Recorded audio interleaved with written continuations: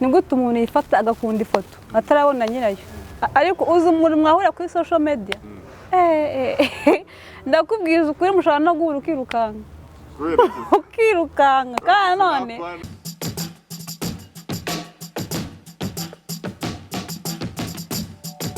Nizere ko mumeze fresh sana aho mudukurikirana muri mu bice bitandukanye hirya no hino ku isi. Tukongera kubasuhuza no kubaha ikaze mu biganiro bya Yawe TV aho muri hose. Kubaha ikaze mu biganiro byacu n'ubutse kandi dufite wese tutegereza amakuru yizewe kandi abavugwa hirya no hino ku isi dutuye. Umenya amakuru cyane n'amakuru ugasobanukirwa n'isi yabayerekeza nkuko twatangiye show yacu na cameraman ufata ishusho ryiza cyane rya HD Paula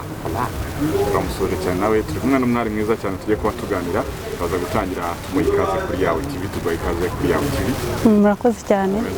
Meze neza witonze cyane. ni ibisanzwe wirwariye shaka cyane kintu kindanga kurusha ibindi. Okay, fresh sana tuguha ikaze. Witwa ngwiki? Amazina yanjye nitwa Rosemary. Ntago mama muri benshi cyane hari amazina wumva nyine ukumva ntago ujya yumva ahantu henshi. Rosemary bisobanuye yego komano. Rosemary ubwo ni izina ryiza cyane. Mbese nyine wenda nk'ahantu wasanga nyine kwa padiri niho basobanukirwa iryo zina cyane kuko risobanura ururabo rw'iroza Mariya yakundaga. Okay. Kandi koko roza ni roza. Urumva rero Mariya yakundaga ururabo rw'iroza. Winsakira izina. Okay, Rosemary twishimiye kukwakira kuri Yawe TV. Halma Rosemary kuri ku izina ryanjye ko yatinzeho cyane bite? Ari ikintu bitwaye? Si Rosemary. Tugiye kuganira kuri stories zitandukanye tuganira ibitekerezo n'umuntu akajya muri comment akatubwira uko ababyumva ababyemerewe cyane. Siko bimeze? Nta kibazo. None urukundo rw'uyu munsi uko twaza kubibaza ngo kuri online love cyangwa se kuba waza nk'ahangaha umuntu agahura n'umuntu kuri Facebook cyangwa kuri Instagram cyangwa kuri Twitter bigira izihe ngaruka?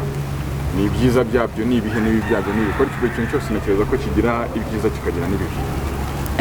Mbese uri kuvuga gukundana n'umuntu mwahuriye kuri IG kuri Twitter kuri Facebook cyangwa wenda mu magroup ya WhatsApp atandukanye mutaziranye. Sibyo bintu ngiye mpamvu bya nubwo bitanabaho. Nabikora numva ari abasazi mbese nta muntu murahurira nko kuri social media niba uzikoresha mukakena nka nimero yawe. Baba hari ariko nanone cyane ntago babura nyine abenshi abara gutesha umutwe umuntu. Nanone nta muntu ushobora kukwandikira nyine ngo nago kunze ese ubundi aho ngaho kamaze ngo tukira aho ngaho. Ni gute umuntu yifata agakunda ifoto atarabona nyirayo. Kenshi tuzi ko nyine amafoto abeshya ukavuga ewan byahata muri iyi minsi irakaza Snapchat ngo nyine ukabona nk'umuntu uramukunze uramwishimiye be umwana mwiza ibiki n'ibiki kandi nyine ama edit abahari n'abajama nyine nuko nabo bakunda gukoresha ibintu by'ama edit tu. Ibyo bintu ndabifeka nazahura ugasanga y'abantu kubitanye n'umukecuru cyangwa kubitanye n'undi muntu mwande se wenda wirabura mwande wirabura koko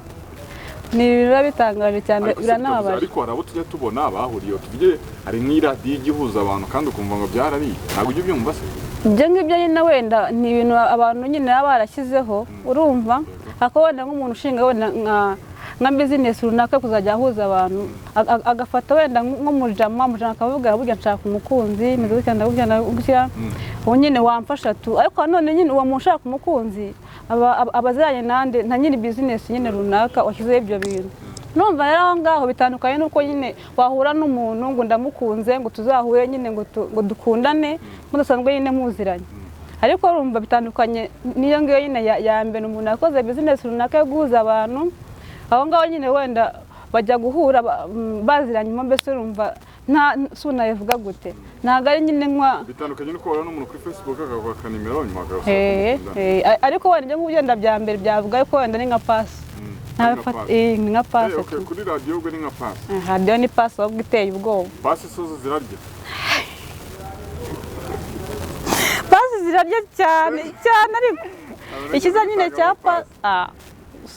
ushaka kwinjira mu buzima bwanjye. Ikiza cya pass nyine ikiza cya pass wenda ngiye nawe n'urugero turi inshuti urumva wenda urampostinze nk'umujama wawe nyine barambonye ngo umwana ngo ni mwiza kandi nawe nyine wenda uranzi ukavuga nyine ukamubwira wenda kuzi niba mwana ndamuzi ngo nta kibazo namukubariza ariko bamuganaho biratandukanye kuko aho ngaho umuntu bahuje mwese ababazi mwese nyine ababazi urumva rero bitandukanye na bya social media kandi umuntu aba yigize ibiki mbese umuntu apostinga nyine akabona agakoma ariko ntekereza ko na pase nayo nta ruhare runini umuntu agira rwo guhitamo kuko ndakuzi n'umutipe ndamuzi so nuvuga ngo nabanje kubaza umutipe mwereke nabanze kukubwira ni hari umutipe wagukunze mwereke ifoto ye tari wese wemera cyangwa uranga umva wa mutipe ninjya kumuha igisubizo nta mbaraga nyinshi azabishemo zo kwanga aratereta kuko arabizi ko wemeye nyine we urumva wowe nyine wenda nk'umuhuza abo bantu bose ubazi ikintu wowe ukora nyine utanga nimero zabo nyine ukabahuza nabo ubwabo ku giti cyabo bakazafata umwanya bagahura umwe nyine bahura hari ushima hari n'ugaye cyangwa wenda bose bagashimana kuko nyine bigenda iyo bahuye nyine baraganira ku rukundo rwabo ukuntu bigiye kugenda cyangwa se barabihagarika urumva rero ikintu wowe nyine uba wakoze nk'umuhuza ni ukubahuza tu nabo bakifatira umwanzuro wowe nyine ntabwo wabwira umuhungu cyangwa umukobwa ngo genda ukundane n'uriya mwana ngo ndamugushimiye ngo ibiki n'ibiki gute se we yihitiramo we nyine munahura ukihitiramo ese kera bazi ko hajyaga abaho umuranga akagenda akarambagiza Rosemary ukazajya ahantu utanazi ibyakoraga se ibyo ngibyo byarakoraga ariko nanone ikintu nabivugaho ababyeyi nyine babaga wenda bazi iki abana niko wenda ntabyumva wenda papa wawe akavuga ati mwana wanjye ngo urakuze ngo nakuboneye iki umugore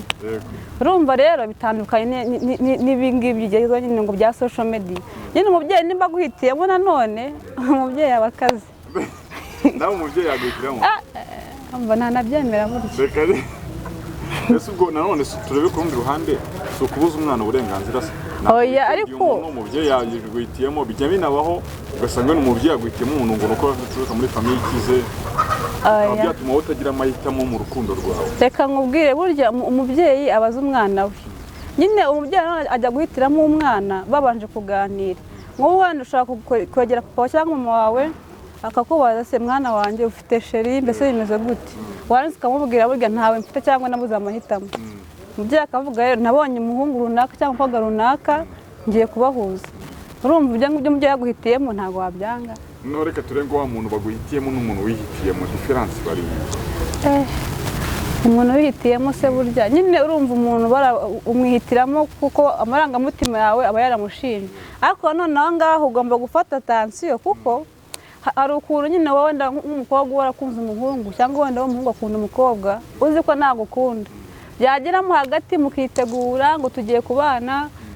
mukaba nyine murakatanya nyine njye navuga ko ari icyizere kigenda gishyira mu bantu bakundana gutyo gutyo ukizera umuntu ngo turakundana mbese nyine dufitanye gahunda iyi ngiyi runaka ariko nanone aho ngaho nyine urumva nimba umubyeyi nyine arifata akaguhitiramo umuntu runaka ndakeka umubyeyi agiye kuguhitiramo ntabwo nyine aguhitiramo nyine umuntu abona yuko bitashoboka nawe nyine arabanza agaperereza umuntu inshuti yanjye ababyeyi be turaziranye ngomba kumuha umwana wanjye kuko umwana wanjye nanjye amwizeye urumva rero umubyeyi aganira n'umwana umubyeyi nta kosa yakora ndakeka bitandukanye nuko wakihitiramo bikazangira umuntu aguhemukiye ariko urumva ibintu by'abantu bakuru bitandukanye n'ibintu by'abana kandi none twebwe nyine nk'abana turahubuka n'umubyeyi ashobora kuba wenda atari bakiritereye wowe ureba aha nyine muraganira ntabwo umubyeyi yaguhitiramo utabizi murabanza mukaganira mugakorana ikiganiro akakubaza se mwana wanjye ushaka umuntu umeze gute mbese nyine urumva byazakumara iki nkuhitiyemo nyine umuntu nyine umubyeyi ajya kuguhitiramo umuntu mwabanje kugira gute kuganira ariko n'umubyeyi bisaba habanza ko muba muri inshuti wowe nawe kujya umwisanzuraho nyine abantu batumvikana n'ababyeyi babo sinzi hari igihe nyine usanga umubyeyi muri inshuti ariko utamwisanzura wenda yawe ukibitinya ko umwana ufite sheri ukumva nyine igihe kitaragera ngo ubimubwire si umuntu utinya umubyeyi kuvuga atamubwira ikibazo cyiwe ariko nanone umubyeyi aba azi ko umwana we nyine akuze agomba kugira nyine igihe cyo gushakwa akakwegera nyine wenda niyo mwamutumvikana umubyeyi aba afitemo nyine uburyo azamo nyine akaza yiyoheje nimba azi ko umubyeyi wawe ari inkazi akagutwara nk'ahantu runaka nyine mwiherereye ngo mwana wanjye ibiki n'ibiki nyine nabo aba afite uburyo agutwaramo tu kugira ngo igisubizo kiboneke nimba urubyanga ubyange niba urubyemera ubyemere ariko nanone sinekeza icyo si ubwo usanga kitagendera ku myaka umuntu afite. Umuntu w'imyaka 20 cyangwa 18, 21 yatinyuka kujya kubwira umubyeyi ngo ufite umuntu dukundana, cyangwa n'undi ibyo bintu umubyeyi ubimubwira kuri wa muntu ugeze ku gihe cyo kuba yashaka. Nanone umubyeyi atabikubajije wowe ntabwo wakurwa ujya kubwira umubyeyi wawe ngo nagushakire, sibyo? Umubyeyi kugira ngo agushakire biterwa n'igihe nyine abona ugezemo. Gusa umwana w'imyaka 18 agiye kubwira papa ngushaka umukunzi, ko kumaze iki se yamumaze iki ahubwo? Kari byo nibaza. Kareka no mu maziki ubwo ahanini nahita mbihuza no kwanga wenda ahanini impamvu urubyiruko rutagitina mu rukundo nuko bakundana ku myaka mike bataramenya intego z'urukundo. Nyine akenshi cyane aho ngaho ni nk'amaraso nayifatanye nk'amaraso cyangwa wenda kugendera mu kigare. Hari ukuntu wenda nka sogonderi cyangwa wenda cyane sogonderi abarangiza benshi baza myaka 18 17 nyine abarangiza neza. Urumva bamara kurangiza kare muri 18 ushobora gusanga akundanye n'abantu nka 3 muri segonderi. 3 se gusa. 3 ni batatu barenga kandi none umva banarenga ngo bitewe n'amaraso umuntu aba afite. Narenga nyine dukomeza aho twari tugeze. Urumva umwana agasohoka yagera hanze nyine agasanga abashuti be bose bafite abasheri ku myaka nyine yawo nyine 18 19 nawe nyine ikigare kikamwoshya bakamubona ngizo pase twavugaga, cyangwa wenda nawe yajya muri quartier akabonagaho akajama nyine agatangira agashyuha tu. Nango akenshi na amarangamutima cyane imyaka ituma cyane ni imyaka. Mose ni gute wambwira ngo umwana w'imyaka 17 18 ngagiye gukundana urukundo rugamije ngazakundana ngo n'umuntu ngo bazabane ku myaka ingahe 18? Kare neze nagushaka kuna abantu ariko wenda sinzi wowe niba wari byakwaye ko nkanjye hari nk'abantu twiganye muri segonderi bakundana karangira banabanye bibaho ariko nyine ahubwo wenda biba kuri pourcentage nkeya biba ariko nyine ntago ari cyane. Yego nanjye hari abo nzi ariko cyane wenda nyewe nakubwira ku bantu nzi bose barasengaga ku ishuri deje, barasengaga mu itorero rimwe, umwe ari pasiteri undi ari pasiterine. Urumva nyine abo ngabo ariko bo ntago bari abana. Ni kwa kuri nyine abantu biga ari bakuru bakanakundana nyine bagasohoka bose bafite gahunda y'icyo gushaka amafaranga. Abo nzi nk'uko nyine byagenze kandi barakundanye baranashakanye baranabyara. Nongo ikiriho cyo nuko bantu banabana barakundanye muri za segonderi aba n'undi bari bakuru. Bari bakuru bafite gahunda. Use mbwira wiga senior 3 ukundanye n'umuhungu wiga senior 5 ni gute se mwazabana? Okay, aho muri segonderi muri university. Ahora areka ngombwire ibintu bya kaminuza ukunda wenda abantu ba kaminuza ntago baba bakundana bigana ngo ngeye ko ngo bazarushinga. Biragoye cyane burya akobwa nayo kaminuza abagomba kura nyine babahungu bo hanze nyine bafite gahunda tuvuze umuntu mwigana aba muri geto wenda yavuye mu ntara aza kwiga muri Kigali uramubonye urashibwe ubwo nyine ntarufata nk'abantu ba segonderi. Biterwa n'iki ako kantu urakavuze mpita niruka akenshi kubera icyo usanga umuntu mwigana cyangwa se mwiga mujya kwiga kuri level imwe mudashobora gukundana w'umupira. Umva nkubwire rero cyane ko ibyo biba ku mukobwa. Umukobwa afite gahunda. Umukobwa afite gahunda kamubwira none aho ngaho byaterwa n'ukuntu wenda umuntu cyakora none abahungu bw'akabuza sinabarenganya. Nanone ukuntu nyine aho ngaho wenda byagenda. Hari igihe wenda nk'umuhungu abaza kwiga wenda afite nk'akazi runaka cyangwa wenda akaza kwiga aparitse wenda akagira amahirwe wenda zose kandi muzireba abakobwa muri rusange. None se wazabahuta? Hari igihe mbona turenganya abakobwa. Wazabahute ko hari umuntu wabona ibyiza akabyanga. Umukobwa uri buze kureba umuntu ufite akazi cyangwa ufite n'imodoka umuntu yamuvera. Kare ariko none niba uri umuhungu ariko nk'abo ngabo baba bafite nyine akantu ko kwiyemeramo ngo njyewe ndiga urumva ndishyurira mvuye ku kazi imodoka yanjye nziza naha mu nzu nziza nanjye rero ngomba kurera umukobwa nzi ko twigana nawe afite iki amafaranga ku ruhande. Nguko nyine niba ngo urukundo rw'umungubu rureba kuri level y'umuntu ese umuntu yangeza kuki ni he hari n'apfuye muri iyi minsi niko bimeze none ubundi kuri wo kwisi ako ni nako bimeze kwanza none se ubwo nk'uwenda nkanjye n'urugero ariko ni urugero utayifata nk'ukuri wenda nshobora kuba nkuze cyangwa wenda ntarakura neza ariko nk'ubu ngubu nshobora gufata umwanzuro nkavuga ngo ngiye gukundana n'umuhungu runaka nyine ko namubonye ngo namushimye ninjya gufata umwanzuro nkavuga ngo n'uyu nguyu nzabanza ndetse umuhungu ngiye kwemera ko nkundana nawe mbese mu buzima buzaza tuzabaho dute havutse ikibazo runaka yagikemura ati urumva rero ntabwo napfa guhubuka kamemu ni ukugira gute ni ukubanza gushishoza neza reka dutange urugero kugira ngo abantu bajye batwumva neza tuvuge wenda umukobwa kanaka umukobwa waye akundanye n'umutipe X mu gihe ataregeze za kriteriya runaka wenda bibayeho amuteye inda birangiye batabonye ubushobozi bwo kubana kubera ko atigeze abirebaho rero icyo kidufasha kugira ngo wa mukobwa wa mugani najye no guhitamo arebe ngo uyu muntu turimo no gukundana naramutse naneye inda cyangwa binagenze gute ese yabona ubushobozi bwo kuntunga sinikizaga nabo babyeyi ko babifuza ko babona umukobwa wabo yabayeho neza cyangwa abayeho nabi ababyeyi babifuriza umukobwa wabo cyangwa se n'umusore wa muri rusange ko yabaho mu buzima bufite icyerekezo ko bimeze ariko n'ubundi ubwo ka kantu ko kurambagiza tubakunguka impamvu nakomoje ku kintu cyo ngo social media kurambagiza nuko bitakibaho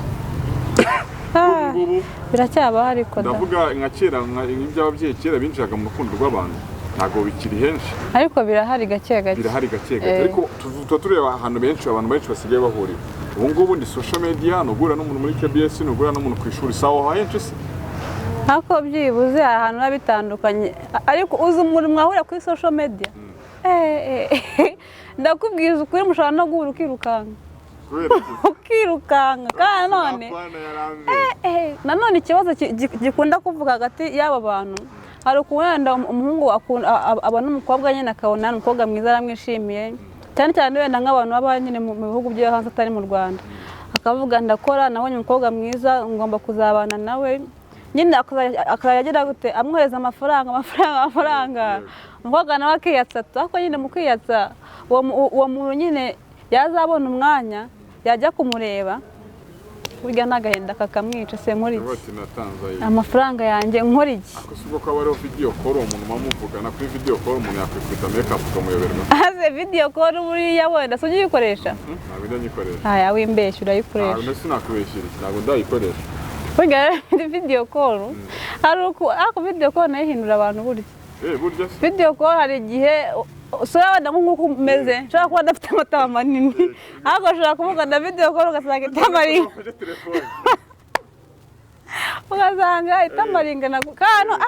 none video call byitinya hari abakobwa nyine nzi bakunda kuvugana nyine n'abasheri babo ntashobora kuvugana utabanje kwimakiya tuvuge ni mu gitondo urabyutse mu gitondo se wayifata ni nijoro ugiye aho mu gitondo se wayifata uzi ko udasa neza ndi kumwe n'umushuti wanjye cyane mu gitondo rwose ukuntu bigenda buri ndi kumwe n'umushuti wanjye ahubwo se yakwihoreye arakwihora rwose sheri wanjye narimuzeho ndaboneza abandi kwikubita makiyaje ziteye ubwoba tu urumva rero ibintu bya kantu ko ngo video call cyangwa se twita tugakangira kwiyangirwa ko ngo love ya long distance kuba wakuna n'umuntu wenda aba hanze mu gihugu runaka ibyo bintu bafitiye garanti ako ibyo bintu burya rero burangiye mbabona ari byiza ukundana n'umuntu mutabonana cyane kabisa ngiye birananshimisha pe cyane kuko umuntu muhorana mugira gute ushobora wenda uratashye araguhamagaye ati ndagushaka ugasubira inyuma cyangwa wenda ngo ndahangana hansange uwo muntu nyine ukuntu mugenda mubonana kenshi uramurambirwa nyine umurambirwa vuba umuhungu nakabasa umukobwa mbona buri kanya umukobwa cyangwa wenda n'umukobwa bikamuba umuhungu mbona buri kanya ntigute ntamurambirwa uramurambirwa tu ngewe aho ngaho sinzi ko wenda ariko mbyemera dore impamvu ngiye mpamya ko wenda yaba atari sawa cyane uwo muntu muhura buri kanya ubageye umwanya wo kumumenya rero Rosemary duhura kenshi sibyo ni urugero niba tubonana kenshi nakurambirwa gute ahubwo hari byinshi ngenda amenya wa muntu umunana buri gihe se wamenya utuntu two kumubeshya twinshi reka nkubwire rero aho ngaho nge ikintu nabivuga n'ubundi niba warakundanye n'umuntu wenda bikagera igihe akajya hanze nawe nyine ugasigara urumva mbese ajya kujya hanze wenda mumanye wenda nk'ukwezi cyangwa wenda iminsi runaka wowe ufite gahunda yo kumenya umuntu ntabwo byakugora ukoresha ibimenyetso bike cyane ku buryo wenda mu minsi ngaho umuntu waba wamumenya kumenya umuntu ntabwo ari ibintu bigoye nyine urumva nkakugeraho utarubizi wanyishamo gute icyo ngicyo ko nabivuga tuzajye tunyurwa n'uko tumeze ibintu bya make-up nyinshi ntabwo ari fresh gusa nyine kuba umuntu yaba ari kure yawe wowe wavuga ko ari byo byiza njye ni byiza kabisa kuko umuntu wenda umuntu mukundana ari kure yawe ikiza cyabyo nyine icya mbere ni uko utamurambirwa vuba icya kabiri aza nyine mukumburanye urumva mbese nyine urukumbuza ari rwinshi akanasubira nyine ukimukumbuye aho ngaho ndakeka urukundo rukomeza gukomera cyane ariko ruba rukirimo tu ariko none aho ngaho agomba kuba harimo icyizere umuntu afitiye undi akavuga se ngewe umukunzi wanjye abahanaha nzi ibyo arimo urumva nzi ibyo arimo niba gushaka amafaranga niba ari ukwiga ntinjye nyine nzagenda kujya nawe icyizere ahubwo ntekereza ko wamugana aricyo cy'ingenzi cyane icyambere ni icyizere utekereza ko umuntu ubwo ari kure yawe ashobora kuba yanaguca inyuma cyangwa se nawe ubikora aho icyizere cyabuzemo byaba byapfuye ubwo ariko nanone ibyo ngibyo bikunda kuba nyine hagati y'abantu baba bizeranye cyangwa nanone abantu babeshyanya n'abantu babeshyanya birashoboka cyane nanone abakobwa nyine dukunda kugira akageso ukuntu bigenda wenda njye nawe turakundana ugize amahirwe ugiye hanze ndasigaye ariko none nubwo ugiye njye mfite akageso ko ku ruhande kuvuga ngo ndatendeka ibiki n'ibiki cyangwa nawe umuhungu ukavuga ngo ningera hanze nkuzabona abandi bakobwa igihe nikigera nawe nsange wa wundi none ko wagenda n'ubundi yagiye ntabwo nasigara ndi njyenyine agiye gushaka amafaranga ari igihe mukomeza mu rukundo kandi ariko nyine aguca inyuma urumva rero none nyine icyambere ni icyizere kwa icyizere kitarimo sinzi aya masa ni nyakubwira ko aricyo kibazo niyo mubwira ntabwo wayaba ariko uti iyo wano umunana buri gihe wamugani oya ni bibi cyane umuntu agira akaguhaga akamubwira rero kugira ngo wambwira yuko nyine wenda waba ukunda umuntu nyine muzajya muhorana arakugira nk'inama rero wenda ni mwamutuye muri karitsiye imwe cyangwa wenda mu turere dutandukanye wenda nk'akarere ka Kicukiro undi atuye muri Gasabo urumva mukajya mubonana wenda nka kabiri mu kwezi nakeka nyine nanone akunda mwese mutuye i Kigali ko mwabonana kabiri mu kwezi mu kwezi kumwe se ahubwo mwese agacaho yewe ngaho sinzi ukuntu nteye kera rwose apfa kuba nzi ko umeze neza nanjye uzi ko umeze neza nzi gahunda nyine uba urimo ibyo ngibyo biba bihagije nta mpamvu yo gushyiraho puresha umuntu ikindi utimeze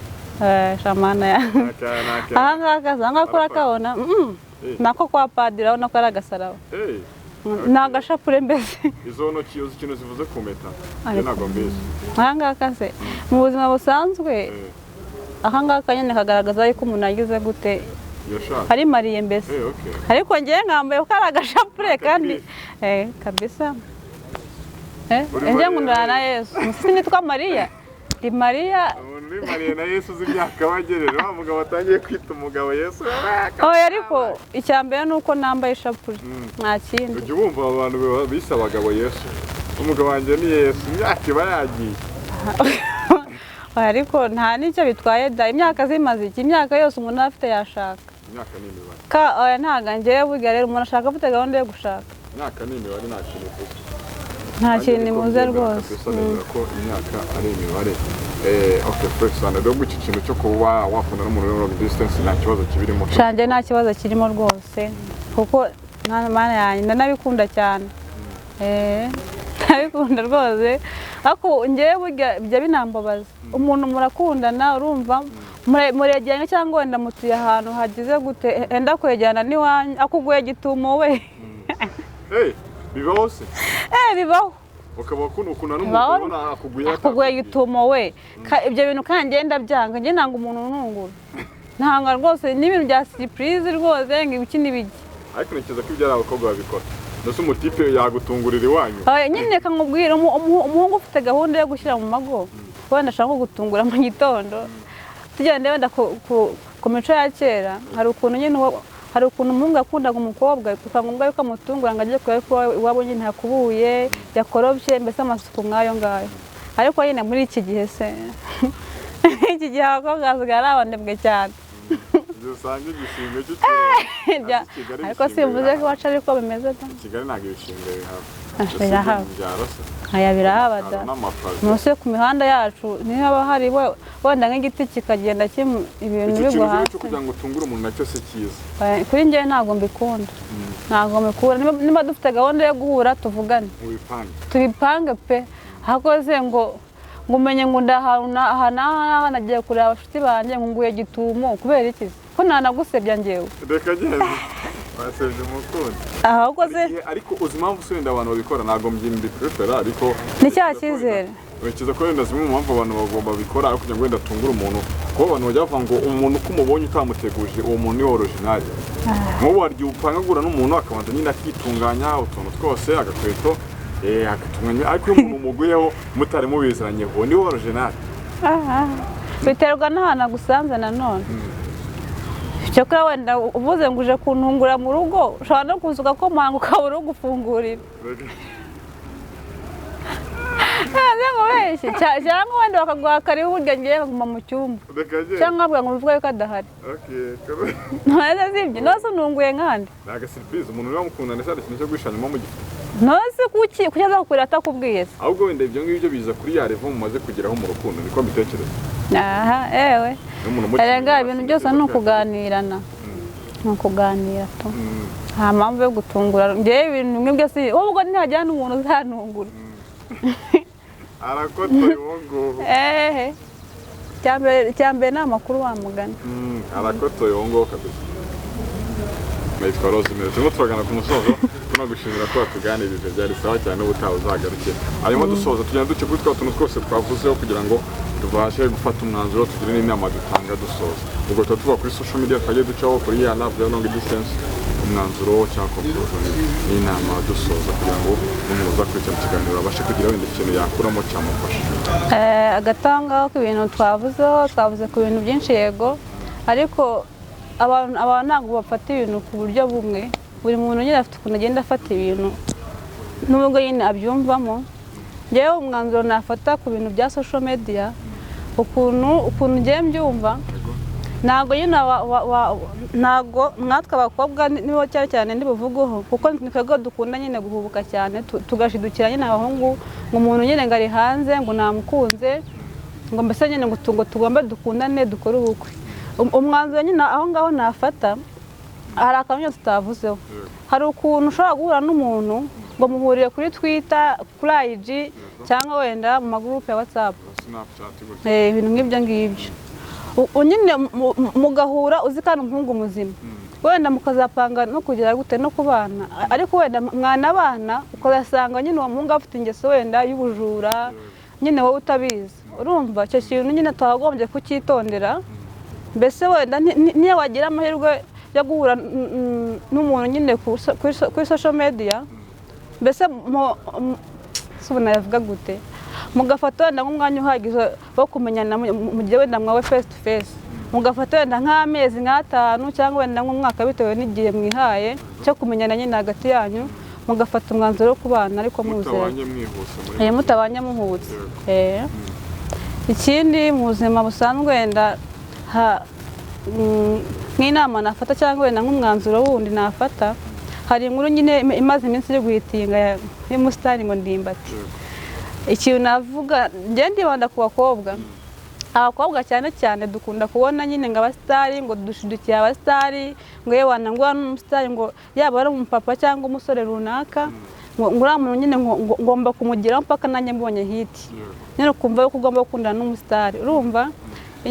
ikintu nabivugaho nkatwe abakobwa ntitugahubukiye nyine abasitari nyine ni umusitari ku giti cyiwe nawe nukenera kuba umusitari uzabigeraho ariko nyine atagushutse ngo ndi umusitari ngo mwana mwinenge ibiki n'ibiki oya abasitari nyine ntibakadushuke ahubwo tujye twimenya niba nawe ukeneye kuba umusitari ugire gute ubiharanire umusitari namwe ikindi kintu cy'abasitari ikintu nababwira muzajye mwitwaza ngo ubusitari bwanyu ngo nabonye umwana ngo umeze ukuntu nguku ngomba kumwegukana sibyo numva nimukabashwa nyine mugendeye ku busitari bwanyu kuko ingaruka za ndimbati nubwo ntabwo nabyumvishe neza cyane ariko urumva hajemo ikibazo nyine gikomeye ajya no kuburana nyine mu nzego za leta uko nabivuga ntimukitwaze nyine ubusitari bwanyu ngo mvuga ngo ndi umusitari ngo ndahitinze ngo mfite abafana benshi ahubwo namwe nyine mugerageze nyine mwiha agaciro mufate imyanzuro runaka niba n'umukobwa nyine wenda washimye umuhitamo nyine ufite impamvu wamuhisemo ariko utagendeye ku busitari bwawe ndakeka ari ibyo ngibyo. Wakoze cyane ni inama nziza cyane ntekereza ko abantu baba badukurikiranye baba bagomba gukuramo isomo cyangwa n'ikintu bakuyemo wakoze cyane kutuganiriza namwe murakoze wakoze cyane kadushimire n'abandi bantu bari badukurikiranye kuri yawe TV mukomeza kunogerwa n'ibiganiro tuba tubagezaho umunsi ku munsi amahoro y'Imana abane namwe.